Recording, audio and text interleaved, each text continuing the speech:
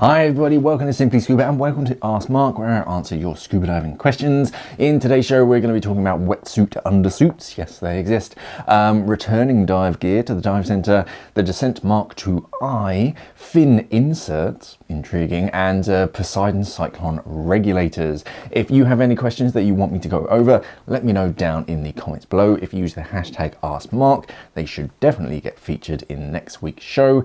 Let's dive straight in with the first question. Sub H2O asks, hashtag AskMark, what's the better undersuit for a wetsuit? So yes, you can get undersuits that are designed for wetsuits. Most of them are neoprene alternatives. So if you look for something like Fourth Element Thermocline, Apex, they have their ceramic skin, and there's a few of them, and they were, I believe, originally designed as neoprene alternatives because they're sort of petroleum based, and all that neoprene is not sort of great. So they were looking for alternatives to keep you warm, but also that weren't buoyant as well. So something like thermocline or ceramic. It allows you have a 3-layer material.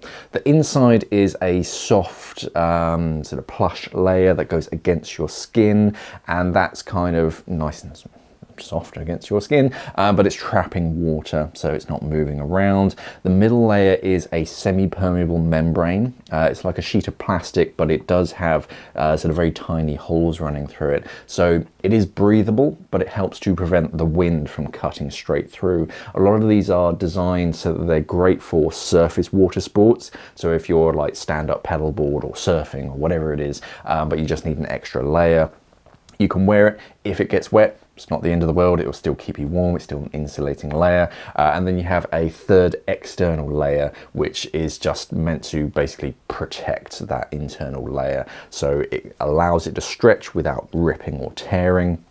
So these are great for, you can wear them by themselves whilst scuba diving. They're neutrally buoyant, so if you're going from skin diving to wearing these, you don't have to add any extra lead. But also if you're wearing a wetsuit and it's starting to get into the lower temperatures of the of that wetsuit's thermal range, you're starting to feel a bit cold, or you're planning a slightly longer dive, you want a bit of extra exposure protection, you could go down 2 different routes. You could either put like a shorty, just a normal 2.5, 3 mil shorty, or even a 5 mil shorty. You can get those kind of systems nowadays. Throw that over the top, but then your buoyancy is going to start to increase. But these neoprene alternatives like thermocline and ceramic skin, they're neutrally buoyant, so you don't have to add any extra lead to help you get down.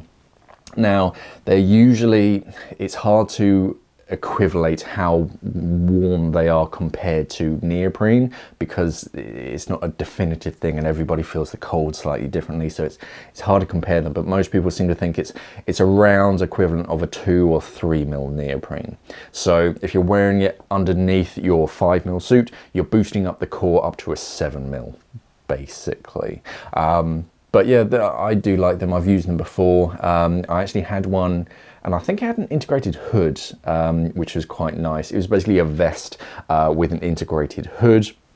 That way you can put that on first, your wetsuit over the top, and you have a complete, like, seamless suit, as it were, underneath your wetsuit. So it really did slow down sort of water getting into the suit. And yeah, they're neutrally buoyant. They are very effective. But yeah, I'd look for something like Fourth Element Thermocline. I've used that before, it's great. And the new one is Apex Ceramic Skin, I think it's called. Nick asks, can you make a video on how to return used gear for a full refund? If you've used equipment, you'll never get a full refund. That's quite morally ambiguous. But it's quite... The thing is that if you started to allow that, and then down the road, would you be happy receiving something that you bought as new, even though it'd been used? It's really tricky. It's really tricky. And in this day and age, you don't want to sort of buy something and then it turns up and it's all sort of manky because someone's used it, or it smells a little bit off. So no, I'd never return it if I'd used it. It depends on the equipment. If it's something fairly mundane and simple, I'm trying to think of an example, like a pair of fins. If you buy a pair of fins and you get them out of the box, you try them on and they're too small or too big, they don't fit for whatever reason, you don't like the color, then yes, as long as you repackage them and get them back as you receive them and ship them back, you should get a full refund. You don't usually get refunds for shipping costs. I think that's just a generic sort of legal thing. But yeah, basically, whenever I receive something new, I take like a mental note of how it's been packaged, just so that if it doesn't turn out, or even if there is a fault, I'll still repackage it as if I just received it, and then it makes things a lot smoother. If you just like get a wetsuit and you just cram it back into a box and then ship it back, no, you're just sort of making extra work and extra grief for yourself, because by the time that the dive center receives it on the other end, they're going to unpackage it. It's going to have creases, it's going to be missing tags and things. They're not going to be able to resell it, so so they're going to pass that grief a lot of the time onto you. So it's really it's not worth it. So repackage things as correctly as possible. But no, if you've used something, then you can't really return it for a full refund. A lot of the times we can tell. Even if something looks kind of okay, we've seen it all before. We know what a wetsuit looks like or a mask looks like when it's been used. We know what regulators sort of look and function sort of when they've been used. You get it a lot with servicing. Someone will bring their regulators in and say, oh, it's acting funny. Oh no, it's I've only used it a couple of times, and you could tell this thing is just broken. It has been misused for years. It's never seen a bright sunny blue water dive. It's only sort of cold water dragged through the mud. This thing is just broken. But we can tell. If you're honest about it, we'll try and do you a favor. But if you've bought something and you've been on a few dives with it, you've used it a little bit, and it isn't really getting on, you're not really getting on with it, really you have to be honest with it and just sell it as secondhand. Unfortunately, it's morally wrong to try and return it for a completely full refund. Darius asks, why do you wear a hat inside? The reason I wear a hat are probably twofold. The first one is that it greatly reduces my my wardrobe and makeup balance. So yeah, it means that I don't have to cut my hair quite as often. I don't have to use anything, and because I have what is apparently known as a double crown, my hair often does weird exotic things and it's hard to control. So any excuse where I can wear a hat makes life a lot easier.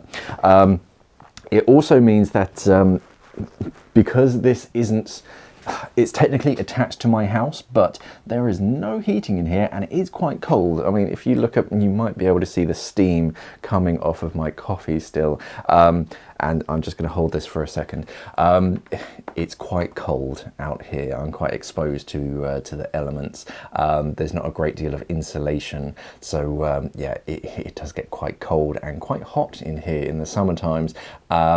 It also helps with continuity. It's quite handy if I have like a universal, or no, not a universal, a uniform kind of look. So if I do need to do any kind of reshoots, it makes life a little bit easier when I'm filming. But yeah, it is mainly down to, it's a lot easier. I don't have to worry about whatever's going on underneath it. I can just put my hat on and off we go. And also, yeah, it helps keep me nice and warm out here in the cold. Kareem asks, what do you think of the Garmin Descent Mark II-i? Yeah, so this is the almost the third generation of the Garmin Descent dive computer. I saw the first one when it first came out, and that was a very smart piece of kit. You could tell it was their I don't think it was their first ever dive computer, but their first like modern dive computer, and it had a few features that they weren't really sure sort of what it was, but all the other dive computers were doing it, so they just copied it, and it didn't have a lot of sort of certain features that divers would want, so they brought out the Mark II, which had those features, and now they brought out the Mark II-i, which is the air integrated version of the Mark II, basically. The main downsides for me is that you have to get it in that black color with the blue sort of buttons on it. You don't get any choice in it, which in this day and age you would have thought that, I mean, yeah, it's nice to have that exclusive, and so that people can see those blue buttons and go, ooh, that's the Mark II-i. But hey, I'd rather get, oh no, I prefer this like silver or the gold or whatever color, and then yes, it does have air integration on the inside. The transmitter is expensive, but it's quite clever. It uses a slightly different system as far as I'm aware, correct me if I'm wrong down below, but it uses a special kind of sonar which has an increased range. Now I've never really had a problem with sort of tank pairing when it's just like singles or twins sort of on my back, but yeah, up to 10 meters. That's pretty impressive. It's quite rare that I'm 10 meters away from my wireless air transmitter, but I suppose it's quite nice to have more range than not enough. Otherwise, yeah, it has all the features that you want on the on a dive computer. It has all the same features as the Mark II. It's one of those all-round things. It's a smartwatch that you wear all the time, even in the water.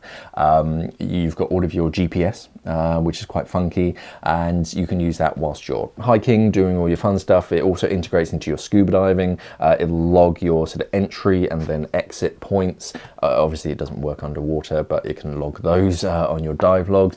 It has the heart rate monitor, so it does all your fitness and your steps and all that kind of stuff. You do have Garmin Pay, which I don't think is as good as some of the other alternates out there. It will do the job, but I think you have to sort of almost push buttons and then type in a code and then scan it. We're really into the first world problems there, where you have to take a little extra time to pay for something. But yeah, compared to some others where you just bip it, I don't know. But as a dive computer, yeah, good dive computer, watch sized. I mean, it's a large watch sized dive computer, very customizable. Garmin, they really know their stuff when it comes to personalization. You can change the face, you can change each of the straps. The straps are quite quick and easy to adjust. You just have like a sliding slider on the undersides that sort of unhooks it, but it only activates at a certain time. But yeah, as a dive computer, it is good. It is expensive. It is an investment, but it's more than just a dive computer, so you can't really compare the prices to just pure dive computers or dive watches. So you really do have to weigh it up. But as a dive computer, wonderful. Lots of modes. It has everything in there that you could possibly really need.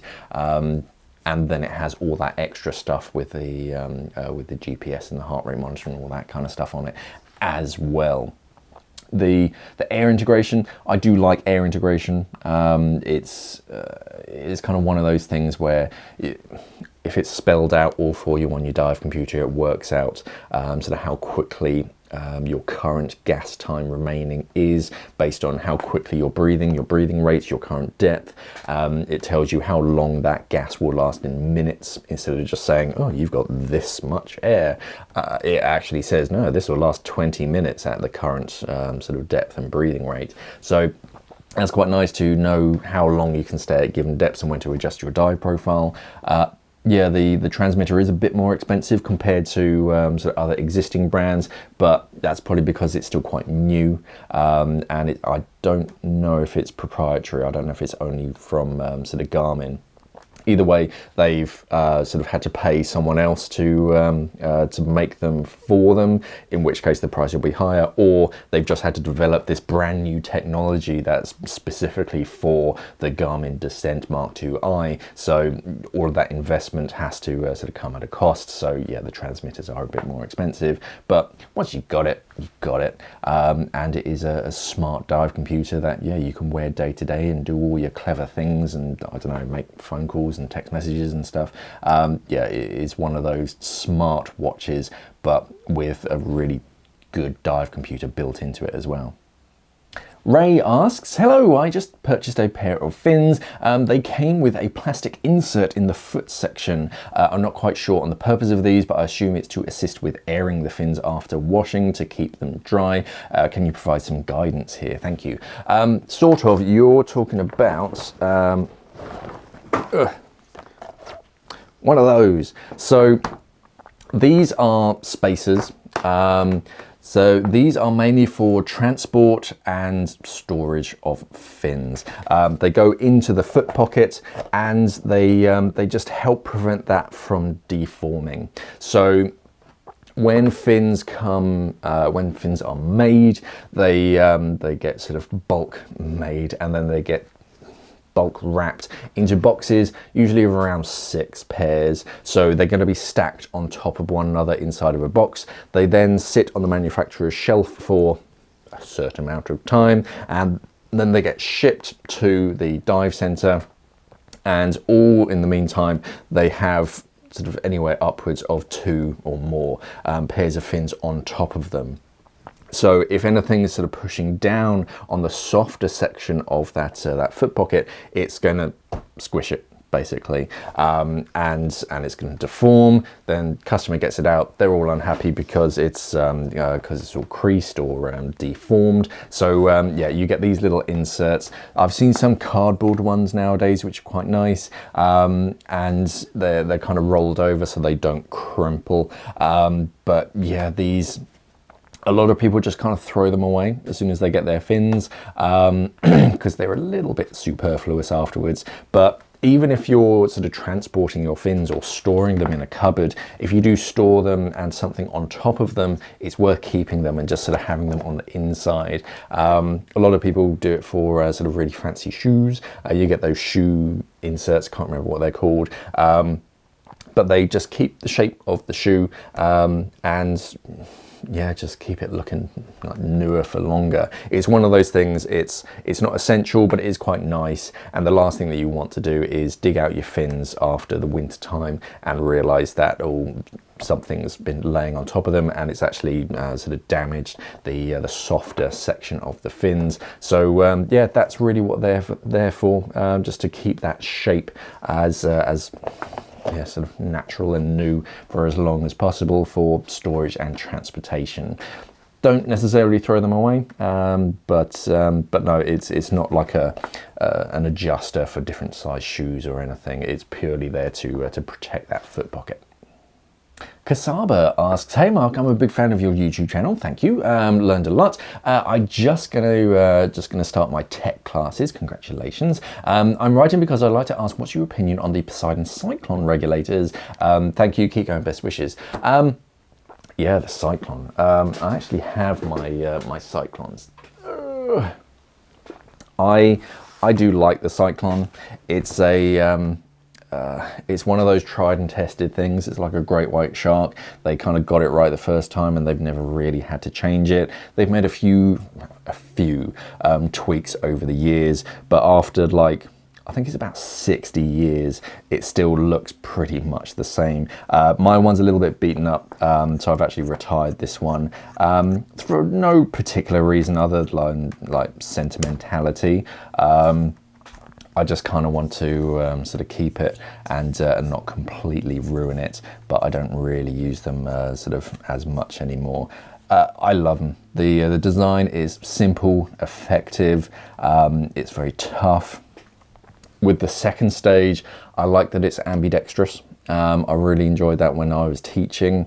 Makes it so much easier, because the number of times that students, when they are starting out, even if you've told them before, literally 2 minutes beforehand, that make sure that the second stage is the right way up, when they've got no second stage in their mouth, they just want to get a mouthpiece back into their mouth. They don't really care if it's upside down until they take that first breath and realize that it's just a mouthful of water. With ambidextrous regulators, these kind of side exhaust, doesn't matter which way up it is, because it's kind of always the right way up. You'll always breathe from it, and so donating it is very efficient, and it just kind of eliminates a lot of that sort of worry. The main downside is that most people don't really know where the purge button is. It's on the side. As long as you tell them that, it's usually pretty sort of obvious. But yeah, I used to love diving with them. It's quite nice having that side exhaust, because then all of the exhaust is on one side and you have full control of that. You do have to learn slightly different technique. If you do have some water on the inside, you just lean to one side, because that's the dump valve as well. So you have to tilt your head a little bit so the water comes out of the bottom. But otherwise, yeah, they're nice, simple, rugged, tough, and I quite like that sort of almost vintage classic style. The first stage, tough as well. It's got the cold water cup on it, but yeah, pretty compact. It's got angled low pressure ports, 2 high pressure ports. I think it's even got an overpressure valve on it as well, which is quite nice. So it's less likely to sort of damage its internal parts should something go wrong. Touch wood, I don't think I ever had a problem with them. They are pretty simple, and they definitely do the job, but they are expensive, especially when you're buying them brand new now.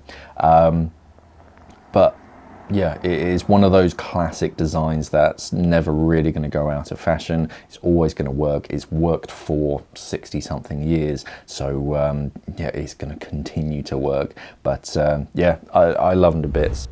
And that's it for this week's Ask Mark. If you have any questions that you want me to answer, let me know down in the comments below. I'll get to them in next week's show. Yes, it is quite cold down here. That's why I wear a hat. It also helps that I don't have to do my hair every time I come down here to film. Yeah, I am a fan of the Poseidon Cyklon regulators. I've used them for years, and touch wood, they've never let me down.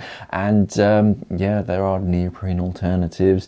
Mark II-i is a pretty smart dive computer. But yeah, if you've got any burning questions, let me know down in the comments below. Thank you for watching, everybody, and of course, safe diving.